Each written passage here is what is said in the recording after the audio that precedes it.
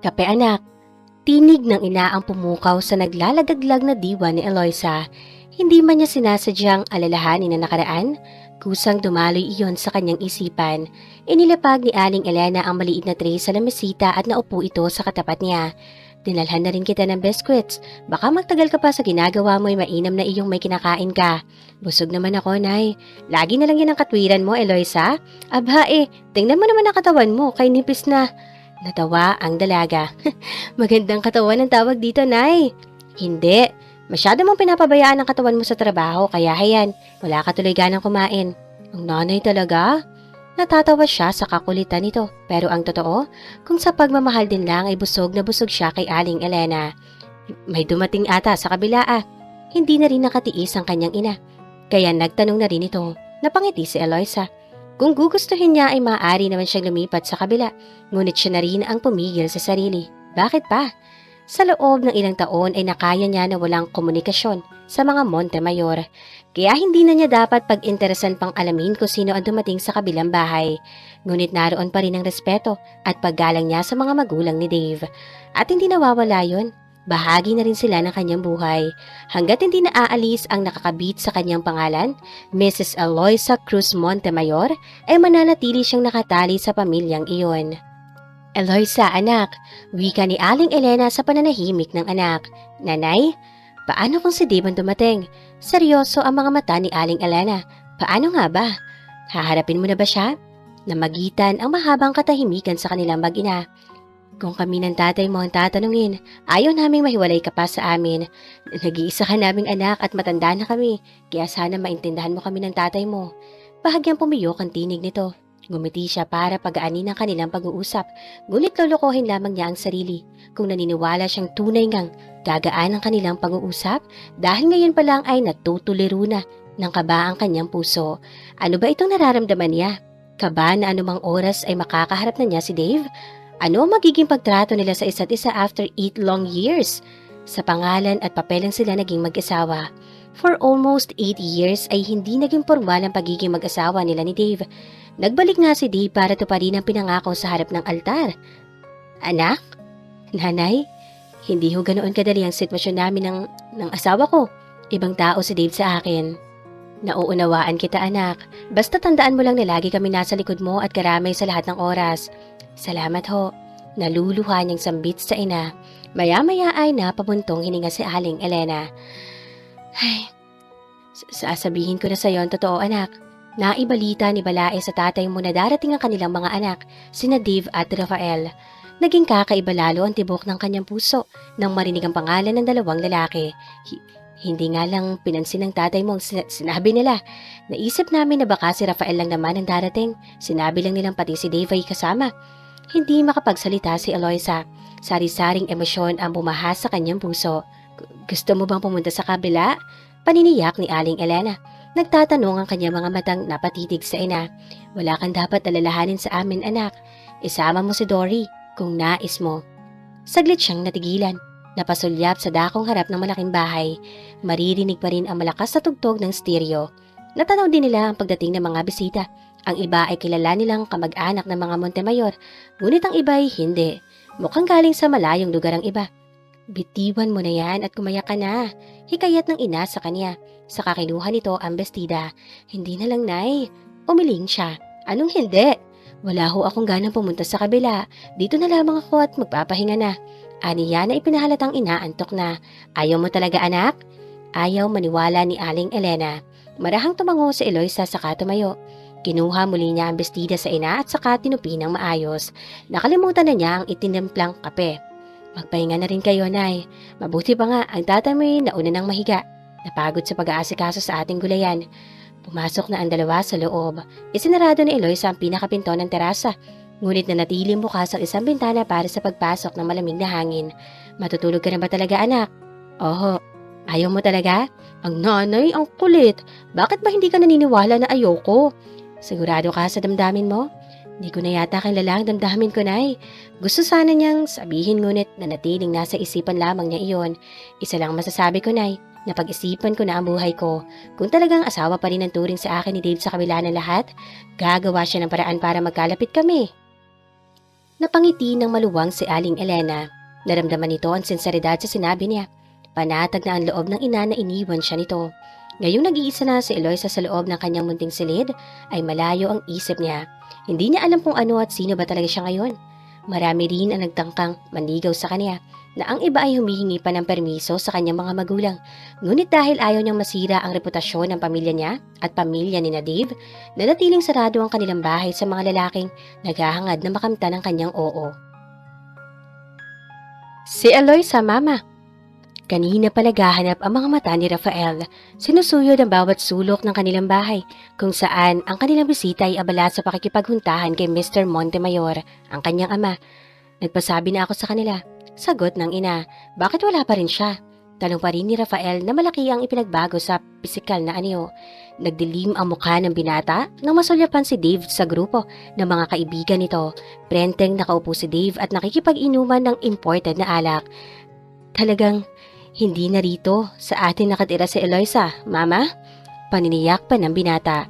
Sa loob ng 2 taon ay hindi siya umuwi para magbakasyon. Umiiwas sa akin si Eloisa at hindi ko siya masisisi na mas pinili pa niyang bumalik sa kanila. Napatiimbagang ang binata na maalala ang isang bahagi ng kahapon. Wala kaming nagawa, Rafael. Pumayag na lamang kami dahil kinausap naman kami ng maayos ni Nabalae at saka gusto na rin naman ni Eloisa na doon na muna sa kanila. Ani Mrs. Montemayor. Hindi magawang salubungin ng binata ang tingin ng kanyang ina. Kahit paano, ay taglay pa rin niya sa puso ang guilt feeling kung bakit si Eloisa ay nasa kanila ngayon. Alam niya ang dahilan. Sa loob ng 2 taon na hindi niya nakita ang babae, maigting ang kagustuhan na makita man lang ito kahit sa malayong distansya. Kaya lang, ay wala na si Eloisa ngayon sa kanila at walang balak si Dave na ipatawag ang babae sa kanilang bahay dahil mas nakita niya sa kapatid ang enjoyment sa muling pagkikita ng mga dati nitong barkada. Nang nasa Maynila pa si Rafael, alam niyang hindi na sa kanila nakatira si Eloisa kaya tinamad na siyang lalo na umuwi noon kapag semestral break. Isa pa, ayaw siyang makita ni Eloisa dahil sa ginawa niyang paghalik dito. May iniisip ka, anak? Untag ni Mrs. Montemayor sa kanyang pananahimik. Humugot muna siya ng malalim na paghinga. Alam ba ni Dave? Naisulat namin sa kanya sa Amerika. Magkaharapan sila sa pabilog na lamesa ng kanyang ina. Sila na lamang ang huling kumakain. Anong plano niya kay Eloisa? Nasa mukha ni Rafael ang interes na malaman. Gayunpaman, ay nayayamot siya dahil sa nasusulyapan ang pagkakatuwaan ng kapatid at ng mga kaibigan nito. Walang nababanggit ang kapatid mo. Wala. Halos hindi makapaniwala si Rafael. Asawa ni Dave si Eloisa. Nag-igtingan ang mga ugat sa leeg ng binata nang sabihin iyon. Ano naman ang sama nun, Rafael? Sa kabilang bahay lang naman naroon sa Eloisa. Magulang niya ang pinuntahan. Nothing's wrong with that, iho. Pero mama, dito ho siya iniwan ni Dave. Dito nga. Sagot nito na nagkibit ng mga balikat, ngunit patuloy pa rin ito sa malumanay na pagkain ng fruit salad. Kuya Rafael. Naputol ang pag-uusap nilang mag-ina nang lumapit ang kanyang pinsang babae. O Raquel. Yumakap sa kanya ang dalagitang pinsan. Ang laki mo na Tuwang pinisil niya ang pisngi ng dalaga. Ikaw rin, ang gwapo-gwapo mo. Talo mo na si Kuya Dave. Ngumiti naman ang binata. Anong gusto mong regalo? Napahagik-gik naman ang dalagita. Sis, kahit naman walang bigay. Totoo naman ang sinabi ko Ang tagal naman kasi kitang hindi nakita. Dati-rate kapag summer ang umuwi ka. Busy sa school. Alam mo na, graduating. If I know, babae ang pinagkakaabalahan mo raw sa Maynila. Napatawa na malakas si Rafael. Hayan, ang laki-laki na katawan mo at ang pogi-pogi mo talaga. Hindi talaga ito maawat sa pagpuri sa binata. Maya-maya ay sumaryoso ang muka. Kuya Rafael, kamukha mo yung crush kong foreign actor. Sino? Pinatulan din ni Rafael ang pambobola ng pinsan na wala sa isip na tungkol kay Eloisa. Dito ka nga maupo sa aking tabi. Natatawa na lamang ang kanyang ina. Tunay ngang reunion ng gabing ito dahil ang mga kamag-anakan nila ay nagsipag puntahan para i-welcome ang pagdating ng 2 lalaki. Si Dave na galing pa ng Amerika, si Rafael na nakapagtapos sa kursong BS Management. Marami pa silang napagkwentuhan ng pinsan hanggang sa isa-isa ay nagpaalam na ang mga bisita at ang natira ay mga close friends ni Dave noon. Nagiinuman ang mga ito sa salas. Lumapit si Rafael sa mga ito. Mabuti naman pare, at marunong ka pa rin palang magsalita ng Tagalog, ani Rafael sa kapatid. Naupo siya sa harap nito. Namumungay na ang mga mata ni Dave at pulang-pula na ang mukha sa dami ng alak na nainom. Of course, Rafael! Karamihan sa kasama ko sa Amerika ay pawang mga Pilipino rin. Wala ka ba nga hanapin tao? Tanong pa ni Rafael. Oh! Nakakunot ang noong baling sa kanya ni Dave. Napatiin bagang ang binata sa tila pagkalimot ni Dave. Ang gustong sabihin ni Rafael ay lumabas sa bibig ng kapatid si Eloisa. Siya nga, Dave. I remember your wife. Bakit wala yata rito? Sumabat ang isa pang lalaki. Bianca, right? Umasim ang mukha ni Dave pagkabanggit sa pangalan ng babae. Pwede ba, mga pare? Let's talk of something else. Tanungin na lang ninyo ako ng ibang bagay o ibang tao. At saka lumagok ito ng alak. Hindi na nakatiis si Rafael. Hindi mo ba siya namimiss? Napatitig si Dave sa kapatid. Saglit na nawala ng kibo. Kantsawan naman ang mga kaibigan ni Dave. Of course, miss na miss. Mamaya lang ihahanapin na niya si Mrs. at tsak walang time out. Nagsama-sama ang tawanan ng mga kaibigan ni Dave. Ngunit si Rafael ay hindi natawa. Naglalaban ang mga mata nila ng kapatid ng sandaling iyon. Wala na ang mga kalat. Nailigpit na ang mga gamit at kasangkapan sa kabahayan ng mga Montemayor. Wala na ang mga bisita. Tanging ang magkapatid na lamang ang nasa salas. Ang kanilang mga magulang ay kanina pa nagpahinga. Napagod sa pag-iistima kanina sa mga bisita. So what's your plan? Basag ni Rafael sa katahimikan. Nakaupo si Dave sa single sofa. Naisandal din ni Rafael ang likod sa sofa. Nakainom siya ng ilang imported na alak ngunit kaya pa niyang dalhin ang sarili. Plan for what? Tanong ni Dave. For you and Eloisa. Kaswal na wika ni Rafael. Come on, Dave. Bali walang sagot nito. Umiwas itong mapag-usapan ng tungkol sa babae. I don't think tama ang ginagawa mo sa kanya. Wala akong ginagawa sa kanya, hindi ba? Namalagi ako ng matagal sa Amerika.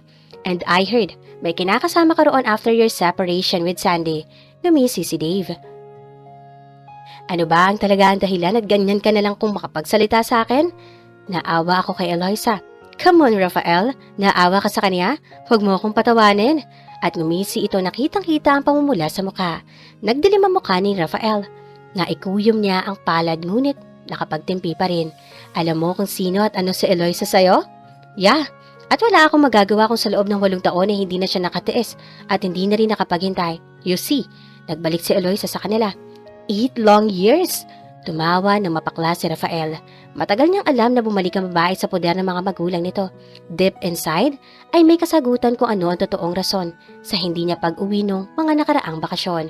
You were never been a husband to Eloisa, and I pity her. Stop it, Rafael. This is no concern of yours.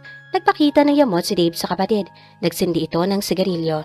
It is my concern. Dahil bahagi na siya ng pamilya. She's my sister-in-law. Tumawa ng pagak si Dave. Halatang lasing na. At naaawa ka sa kanya? Puno ng sarkasmo ang tinig nito. At bakit ka maawa kay Eloisa? Samantalang sa mga babaeng napag-ugnay sa iyo sa Maynila ay hindi? Wag mo nang ikaila, Rafael. I have my own source kahit wala ako sa Pilipinas. Nakangising tudyo ni Dave sa binata. I am a bachelor. And I am a married man. Ganoon ba, Rafael? For the last 8 years, kailanman ay wala akong naging kaugnayan kay Eloisa. Sa papel lang kami naging mag-asawa, no? Pero hindi makatarungan ang ginagawa mo sa kanya. At maging sina mama at papa ay hindi pabor sa nangyayari. Kaya lang ay wala silang lakas ng loob na pagsabihan ka. As far as I am concerned, may gap na ang pamilya natin sa magulang ni Eloisa. Nagkibit balikat lamang ito ng balikat. Tanging ang ilaw sa salas ang nananatiling nakasindi. Kaya nakita ni Rafael ang kawalan ng interes sa mukha ni Dave na pag-usapan ng tungkol sa asawa nito. I'm tired and sleepy, Rafael. Anito na nagkikab pa. Sanay itong uminom ng matapang na wine sa Amerika kaya nakakaya pa nito ang katawan. Tumayo na si Dave. Medyo mabuway ang lakad nito. Ngunit nang nasa kalagitnaan na ng hagdanan ay lumingon ito. Don't worry, Brad. I'll make up for the lost time with my wife. Hindi naman ako nagmamadali since I'll stay here for good. Wala na akong babalikan sa Amerika. Nasundan na lamang niya ng tingin si Dave at naiwan siyang nag-iisa sa salas. Hindi pa nakakaramdam ng antok si Rafael. At tila ay biglang bumalik sa kanya ang nakaraan. Magkaayos pa kaya ang mag-asawa? At dito na po nagtatapos ang kabanata ng ating kwento. Please like, share, subscribe ay malaking ng tulong sa aking munting channel. God bless po!